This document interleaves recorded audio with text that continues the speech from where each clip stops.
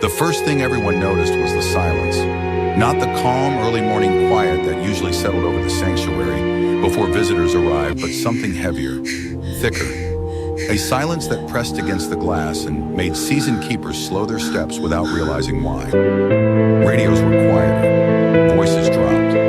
Even the wind threading through the trees seemed to hesitate, as if unsure whether it was welcome. Kumba had not touched his food. That alone was enough to set off concern. The silverback was known for his routines. He ate at the same time every morning, starting with fruit, then greens, finishing with the tough stems he chewed slowly, deliberately. It was how the staff measured his health, how they reassured themselves that everything was still in balance. But that morning, the food tray sat untouched near the edge of the enclosure. Bright fruit dulled under the sun, leaves wilted. Ants had begun to gather mold in a way they never were around him. Kumba sat in the far corner, his massive back turned toward the glass. At first, the keepers told themselves it was nothing. A bad night. A mood. Gorillas had moods. Anyone who worked with them long enough knew that. They were complex, intelligent, emotional in ways that science still struggled to define.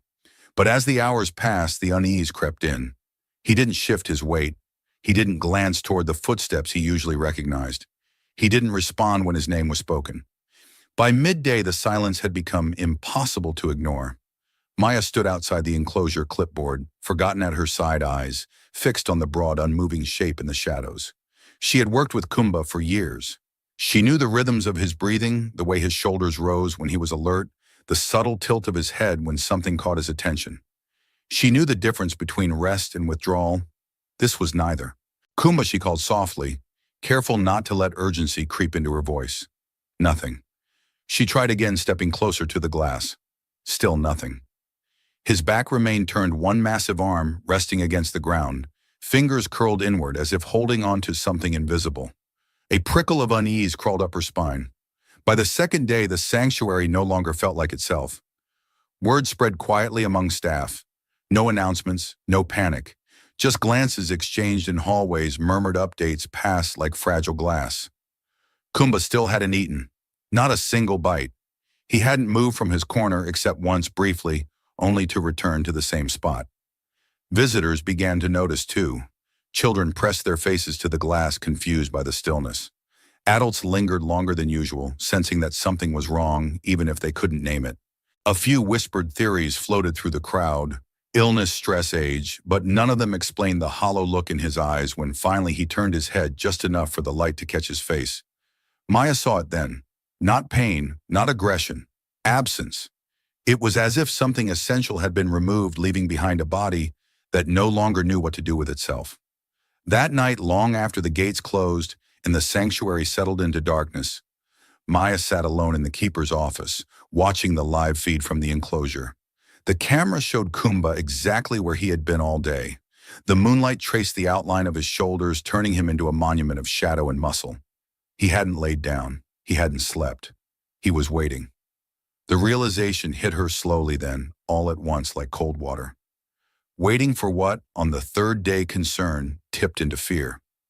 Dr. Whitlow reviewed the charts in silence, her brow tightening with each line. No signs of infection. No visible injury. Vitals steady if subdued. Physically, Kumba should have been fine. But 3 days without food for an animal, his size was dangerous. 4 would be worse. This isn't a medical problem, she said finally, her voice low. At least not in the way we're used to. Maya nodded. She already knew. Because that morning something had happened that none of them could explain. As she stood by the glass, exhausted and out of ideas, Kumba had moved. Just once. He rose slowly, joints creaking softly, and turned not toward the food, not toward the keepers, but toward the empty bench outside the enclosure. The bench where someone used to sit. He took one heavy step closer to the glass and lifted his hand. Not in warning, not in threat. He placed it gently against the spot where small fingers had once pressed back. The air seemed to drain from Maya's lungs. That bench had been empty for weeks. No laughter, no sketchbook. No quiet presence sitting cross-legged drawing while the world faded away. The absence had gone unnoticed by most. Children came and went every day. Visitors blurred together. But Kumba had noticed. And now, standing in the quiet with his hand against the glass, it became impossible to deny what everyone had been avoiding. This wasn't hunger. This wasn't illness. This was grief. By the time the sun dipped below the trees, casting long shadows across the sanctuary, Maya felt a certainty settle in her chest, heavy and undeniable. Whatever had bound Kumba to that empty bench, whatever connection had once lived there, its absence was breaking him. And if they didn't understand it soon, if they didn't find a way to reach him where medicine could not, they were going to lose him. Not to death, but to something far more terrifying. Silence. By the fourth morning, no one was talking about food anymore. The trays were still prepared out of habit, cut fruit arranged carefully, leafy greens rinsed and crisp, but no one expected Kumba to touch them. The question had shifted. It was no longer why won't he eat, but what are we missing? Maya stood outside the enclosure before sunrise, arms folded tight against the cold mountain air. She had barely slept. Every time she closed her eyes, she saw Kumba's hand pressed to the glass, exactly where it didn't make sense for a gorilla to remember. Exactly where no food had ever been offered. Inside the enclosure, Kumba sat with his back half turned toward the world. He was awake. He always was. His chest rose and fell in slow, deliberate breaths, but there was no rest in him, no ease. He looked like a creature holding himself together by will alone. 4 days, Maya murmured more to herself than anyone else. Behind her, Dr. Whitlow joined quietly, carrying a tablet filled with data that suddenly felt useless. Numbers could measure weight loss. Charts could predict dehydration. But nothing on that screen explained the way Kumba's gaze kept drifting back to the same empty space beyond the glass. "We can't force feed him," the doctor said softly. "Sedation would be dangerous in this state, and even if we could—" She trailed off, knowing how hollow the idea sounded. Even if they could, it wouldn't fix this. They tried everything that morning, not out of confidence, but desperation. Maya brought his favorite enrichment puzzle, the one with the sliding panels he used to solve faster than any gorilla they'd ever studied. She placed it near him and stepped back, heart hammering, with fragile hope. Kumba didn't even look at it. Another keeper tried music. Soft, low rhythms meant to soothe. The sound drifted through the enclosure, gentle and warm. Kumba's eyes closed for a moment, then he turned his head away. By midday, the worry had sunk into something heavier, a kind of helplessness that made even experienced professionals feel like children standing in front of a locked door with no key. Visitors were quietly redirected away from the enclosure. The sanctuary didn't want an audience for this. Whatever was happening felt private, sacred almost, something that didn't belong behind phones and murmured speculation. In the staff room, the mood was subdued. Coffee went cold. No one joked. No one checked their phones. "He's not shutting down," one keeper said finally. "He's holding on." That was the worst part. If Kumba had been thrashing, aggressive, visibly ill, they would have known what to do. Crisis had protocols. Panic had steps. But this quiet refusal to participate in the world left them grasping at shadows. Dr. Whitlow leaned back in her chair, rubbing her temples. "Gorillas grieve," she said. "We know that. Loss of family members, separation trauma, it's documented. But this level of withdrawal—" She didn't finish the sentence, because they were all thinking the same thing. This wasn't about another gorilla. Late that afternoon, Maya walked the perimeter alone. She stopped by the wooden bench outside the enclosure, the one maintenance had offered to remove weeks ago. No one had had the heart to say yes. She sat down. The wood was cool beneath her hands. From here, the glass reflected the trees, the sky, her own tired face. It was an unremarkable spot to most people. Just a place to rest your feet. But from inside the enclosure, it was a landmark. Maya swallowed hard. "She sat here," Maya whispered, though no one was around to hear it. Every time. She remembered the small details now with painful clarity.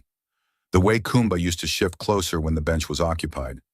The way his posture softened, how his breathing slowed. At the time, it had seemed like a curiosity, a sweet oddity, nothing more. They had been wrong. Back in the enclosure, Kumba moved again, slowly with effort. He approached the glass, each step heavy but intentional. He lowered himself until he was sitting directly across from the empty bench, and he waited. Something in Maya broke open then, not dramatically, not with tears or sound, but with a deep, aching understanding that left her breathless. He wasn't refusing food. He was refusing to move on. That evening, Dr. Whitlow called an emergency meeting, not to discuss treatment plans or medical interventions, but something far less certain. We need to consider the emotional variable, she said. Fully. Honestly, the room was silent. You're saying we treat this like grief? A keeper asked quietly. I'm saying we stop acting like this is a problem to be solved, Dr. Whitlow replied, and start recognizing it as a relationship that's been severed. Maya's heart pounded. Then we need to know why. Because bonds didn't vanish without cause. That night, Maya stayed late again. The sanctuary lights dimmed. The mountains swallowed the last of the daylight. On the monitor, Kumba remained near the glass, his hand occasionally lifting, touching the same spot, then lowering again. It wasn't frantic. It was patient. Like someone who truly believed that if he waited long enough, the world would correct itself. Maya reached for the visitor logs, flipping through weeks of names. Hundreds of them. Families, schools, tourists. Then she stopped. One name appeared again and again. Same day of the week. Same time window. Until suddenly it vanished. No explanation. No goodbye. Just absence. Maya leaned back, her chest tight. Oh, she breathed. It wasn't food. It had never been food. It was a missing presence, a quiet connection that no one had thought to protect because it didn't look like training or care or science. But to Kumba, it had been everything. By the time Maya shut down the monitors and stepped out into the cold night air, her helplessness had shifted into something else. Resolve. If this was grief, then maybe there was a way to reach him. Not with fruit, not with puzzles, but with memory.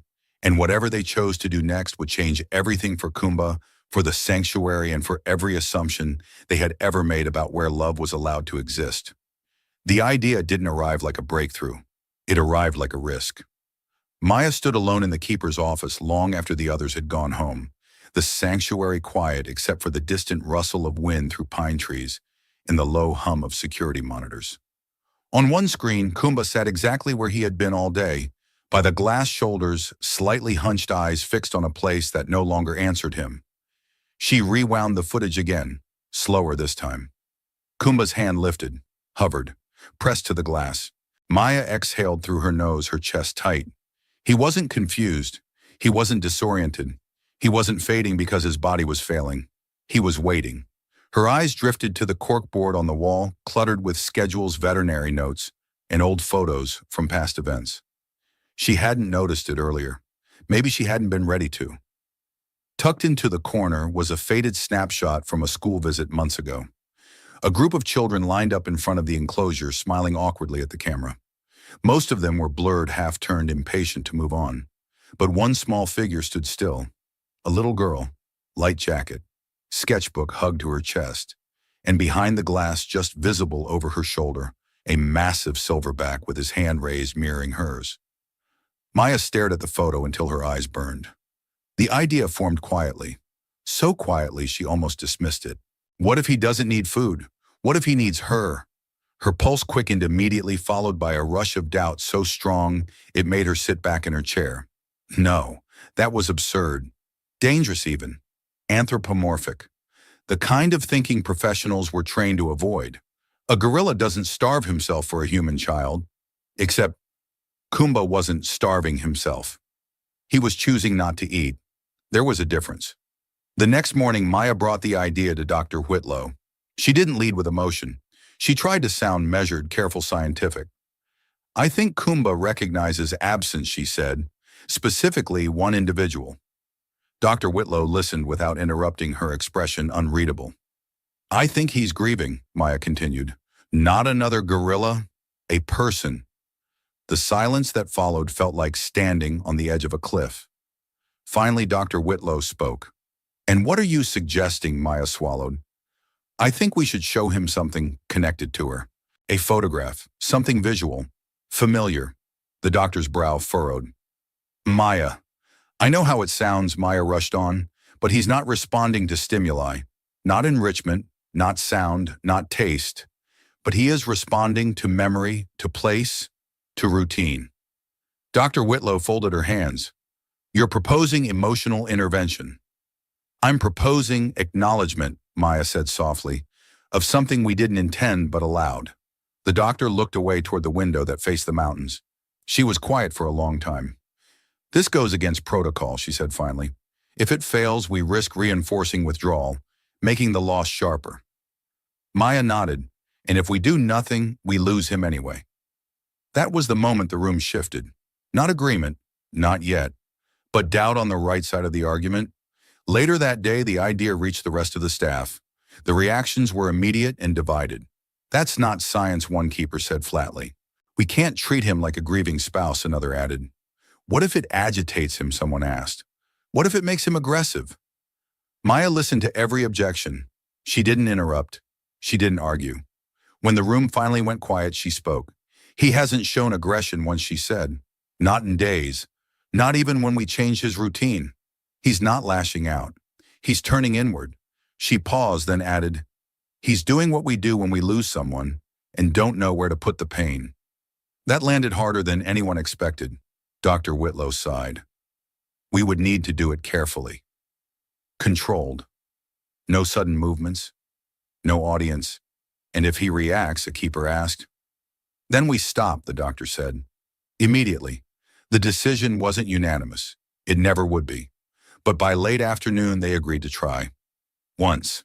Maya retrieved the photograph herself. She handled it like something fragile, not because it was rare, but because of what it represented. She slipped it into a clear protective sleeve, smoothing out the edges with trembling fingers. The walk to the enclosure felt longer than usual.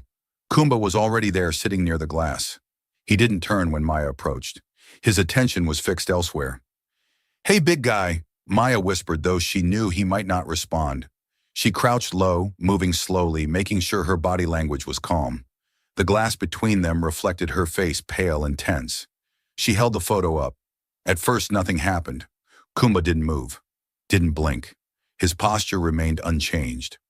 Maya's heart sank. Then subtly his breathing shifted. His chest rose a fraction faster. His head tilted just slightly, as if something had brushed against his awareness. Maya raised the photo a little higher. Kumba's eyes locked onto it, not with confusion, with recognition. His entire body stilled. For a long, suspended moment, no one breathed. Not Maya. Not the staff watching from the monitors. Not even the wind outside. Then Kumba stood, slowly, carefully, as if afraid the moment might break if he moved too fast. He stepped closer to the glass, his massive frame casting a shadow over Maya. His eyes never left the image. His hand lifted. It hovered in the air exactly as it always did, then pressed to the glass directly over the little girl's raised hand in the photograph. A sound escaped his chest. Low, soft, not a roar, not a threat. A broken, aching rumble that vibrated through the enclosure and into every heart watching. Maya's eyes filled with tears. "Kumba," she breathed. He leaned closer, his forehead nearly touching the glass.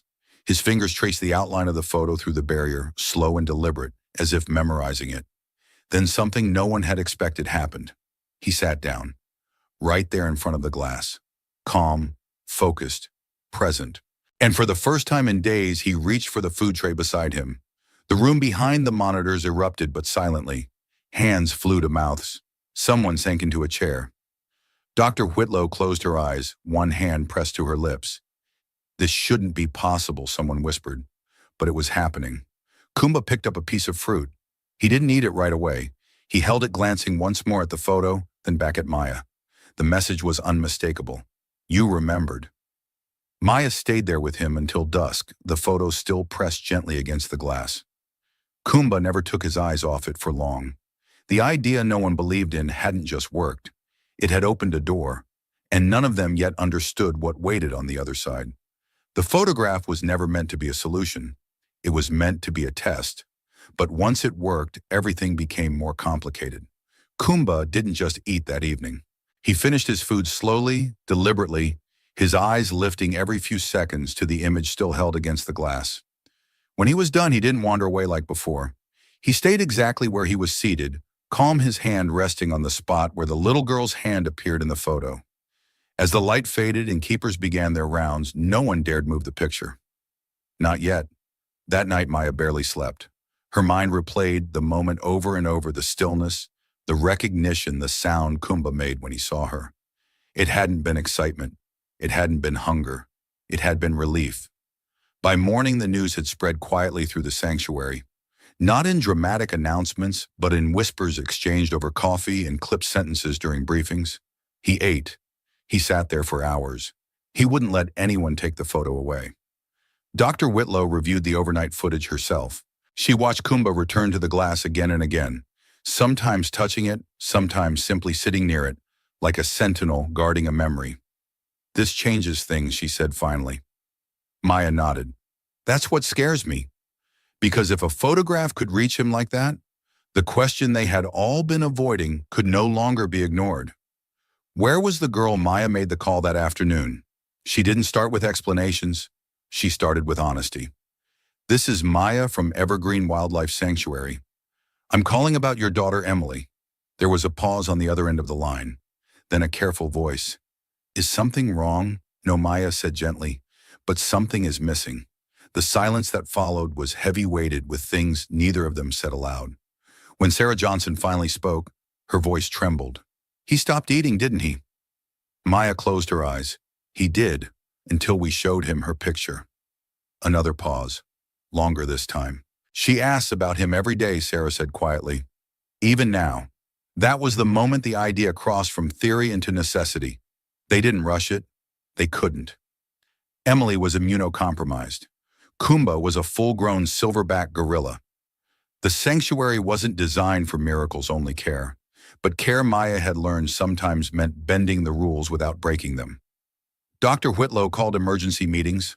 Hospital staff were consulted. Biosecurity protocols were rewritten.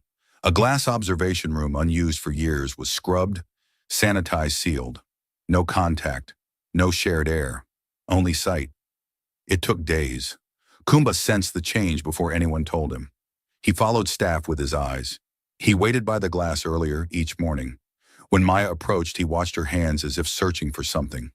When she held up the photograph again, he responded instantly, standing, pressing his hand to the glass, rumbling softly. "You're going to see her," Maya whispered, unsure if she was promising him or herself. The morning Emily returned to the sanctuary, the air felt different, not tense, reverent. The transport van rolled in slowly, escorted by staff who spoke in hushed voices. Emily sat inside, wrapped in layers, her small frame dwarfed by medical equipment. Her sketchbook rested in her lap, the edges worn from weeks of waiting. She hadn't been back since before her diagnosis. She hadn't been anywhere except the hospital. As the van doors opened, the scent of pine and damp earth drifted in. Emily inhaled sharply. "I remember this," she whispered. Maya walked beside her as they moved down the cleared path. No visitors, no cameras, just trees, glass, and the weight of something fragile about to be tested. Inside the observation room, Kumba was already waiting. He stood the moment Emily appeared. Not suddenly, not startled, purposefully. His posture straightened, his shoulders lifted. His eyes, those deep ancient eyes, found her instantly. Emily froze. "There he is," she breathed. Her hand lifted, trembling. On the other side of the glass, Kumba raised his own, their palms aligned. No one spoke. Emily's breath hitched. Tears slipped down her cheeks, silent, unstoppable. "Hi," she whispered, as if afraid he might vanish. Kumba leaned closer, his forehead touching the glass. His breathing slowed, matching hers, deep and steady. For the first time in weeks, Emily smiled. She reached into her sketchbook, flipping to a fresh page. Her fingers shook as she drew slow lines, simple shapes. A tree, a circle, two figures side by side. Kumba watched every movement. When she held the drawing up, he made a soft sound, almost like a sigh. He picked up a piece of fruit, dipped his finger into its juice, and traced a circle on the glass. Emily laughed, not loudly, not fully, but enough. Behind her, Sarah covered her mouth, tears streaming freely. Maya felt her knees weaken. This wasn't conditioning. This wasn't coincidence. This was recognition sustained across absence, illness, and fear. The visit lasted only 15 minutes. No one wanted to push it. When it was time to leave, Emily hesitated. She pressed her drawing against the glass and left it there. "For you," she whispered. Kumba sat down in front of it and didn't move. As the van pulled away, Emily leaned back, exhausted but glowing. He knew she murmured. "I told him I wasn't gone." At the sanctuary, Kumba returned to his routines but changed. He ate regularly, he engaged, he rested. But every afternoon he returned to the glass. Sometimes he traced the drawing. Sometimes he just sat beside it. The moment had changed everything, not because it fixed what was broken, but because it acknowledged what had always been there. A bond no one had planned. A connection no protocol could contain. And now that it had been seen, it could no longer be denied. The picture never fed Kumba. Not in the way food fills the body. What it gave him was something far more dangerous and far more powerful. It gave him certainty. In the days after Emily's visit, the staff noticed a shift that no chart could capture. Kumba's appetite returned, yes, but that was only the most obvious change. The deeper difference lived in how he moved through the hours. Before he had waited. Now he anticipated. Every morning just after the first light slipped through the pines and touched the glass. Kumba rose from his sleeping place and walked to the observation window. He didn't pace. He didn't call out. He sat, still, grounded. His hand rested near the drawing Emily had left, now laminated and fixed carefully to the glass by Maya's request. The picture had become an anchor, not a reminder of loss, but proof of continuity. Maya watched him one morning from the keeper corridor, coffee cooling untouched in her hands. She'd spent years around gorillas, knew their moods, their rhythms, their silences. This was different. Kumba wasn't clinging. He wasn't searching. He was holding. "He's not waiting for her to come back today," she said quietly when Dr. Whitlow joined her. "He knows she's still there." Dr. Whitlow nodded slowly. "That's what makes it extraordinary. Because grief waits. Hope remembers." The picture gave Kumba a place to put his love without exhausting it. On Fridays, when Emily returned under strict supervision, Kumba reacted with the same calm reverence every time. No frantic movements, no agitation, just recognition renewed. When she couldn't come, when treatments were harder, when her body needed rest, Kumba didn't retreat into silence again. He sat with the image. He traced the circle. He stayed. Sarah noticed the change in her daughter too. After each visit, Emily slept better. She spoke more.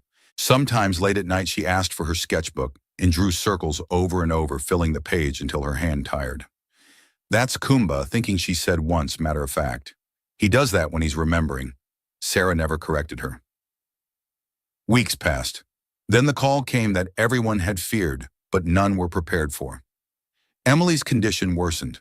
A sudden infection, rapid decline, hospital isolation tightened. Visits were suspended. Maya told Kumba the only way she knew how. She didn't use words. She brought the latest drawing Emily had made fainter than the others' lines, less sure, and placed it beside the first. Kumba approached slowly. He looked at the new picture, then at Maya, then back at the glass. He didn't vocalize. He sat. That evening he didn't eat much, but he didn't withdraw either. He stayed near the drawings, shoulders relaxed, breathing steady. He was choosing to remain present even when the world threatened to break again. Emily passed away 5 days later. It was quiet, early morning. Her mother held her hand. The sketchbook rested against her chest, open to the last page. She'd drawn a circle inside a heart, simple and complete. Maya arrived at the sanctuary before sunrise. She carried a small wooden frame. When she placed it against the glass in the exact spot where Emily had always stood, Kumba was already there. He looked at the frame drawing for a long time. Then he did something no one expected. He turned away, not in distress, not in fear. He walked to the center of his enclosure and sat beneath the young tree planted years earlier as part of a habitat renewal project. He placed one hand on the ground, the other rested on his chest, and he stayed there for hours. Dr. Whitlow watched the footage later, replaying it again and again. That she said softly is not confusion. It was acceptance. The picture had not trapped Kumba in longing. It had given him permission to remember without breaking. In the weeks that followed, he returned to his routines. He ate. He engaged with enrichment. He observed the sanctuary with the same quiet intelligence he'd always possessed. But every afternoon at the same hour, he returned to the glass. He sat with the frame drawing. Sometimes he traced the circle. Sometimes he simply rested his hand where hers had been. Visitors came and went. Most never noticed. Those who lingered felt something they couldn't name. Maya made sure the story wasn't told loudly. No signs, no announcements. Just a small plaque near the tree in Kumba's enclosure. She saw him, and he never forgot. The picture didn't save Kumba from pain. It saved him from erasure. It told him that the bond had been real, that it hadn't vanished just because one half of it had gone where he could not follow. It gave him a way to carry love forward without starving himself of life. And in doing so, it gave everyone who witnessed it something equally rare, a reminder that connection doesn't end when presence does. Sometimes it simply changes form, and sometimes a single image is enough to teach a soul how to keep going. Some stories don't end with a single moment. They stay with us quietly, persistently, long after the last scene fades. This is one of them. At its heart, this story was never just about a gorilla who refused food or a picture that changed everything. It was about connection, real fragile, life-altering connection, and what happens when that connection is honored instead of dismissed. Kumba did not stop eating because he was stubborn. He stopped because something essential was missing. And when the world around him finally understood that food was not the problem, everything changed. The picture did not magically cure him. It did something far more profound. It acknowledged his grief. It validated his memory. It told him that what he felt was real and that it mattered. That is the first lesson this story leaves us with. Not all wounds are physical, and not all healing comes from medicine or logic. Sometimes healing begins the moment someone says, "I see your pain, and I won't look away." Kumba's story challenges one of the most comfortable assumptions humans make, that animals live only in the present, that they forget, that they do not grieve, that their bonds are shallow or instinctual. What we witnessed shattered that illusion. His silence, his refusal, his eventual response were not random behaviors. They were emotional truths expressed in the only language he had. And in that truth, we were forced to look at ourselves. How often do we rush to fix something without first understanding it? How often do we offer solutions when what's really needed is recognition? Another powerful lesson emerges here. Love does not disappear just because distance or death intervenes. It changes shape. It becomes memory, ritual, meaning. The picture did not keep Kumba trapped in the past, it gave him a bridge forward. It allowed him to carry love without being consumed by it. That is a lesson for all of us who have lost someone, missed someone, or feared that letting go meant forgetting. It doesn't. Remembering can be an act of strength. And perhaps the most humbling truth of all is this: compassion is not a uniquely human trait. Kumba did not need words to understand absence. He did not need explanation to recognize love. He did not need training to respond to it. He simply chose to. In a world that often rewards noise, speed, and spectacle, this story reminds us of the power of stillness, of sitting beside something painful instead of running from it, of honoring bonds even when they no longer serve us in obvious ways. If a gorilla once silenced by loss can learn to keep living while holding on to love, then perhaps so can we. That is why stories like this matter. They don't just move us emotionally. They recalibrate how we see the world, how we see animals, and how we see one another. They remind us that empathy crosses species, language, and logic, and that sometimes the most important connections in our lives arrive quietly without explanation. If this story touched you, inspired you, or made you pause for even a moment, we invite you to stay with us. Subscribe to the channel to support more stories like this, stories that reveal the quiet heroism of animals, the depth of unseen bonds, and the moments that restore our faith and compassion. Your support gives us the motivation to keep sharing meaningful, heartfelt stories that deserve to be told. Because some stories don't just entertain, they change how we feel, and sometimes they change how we live.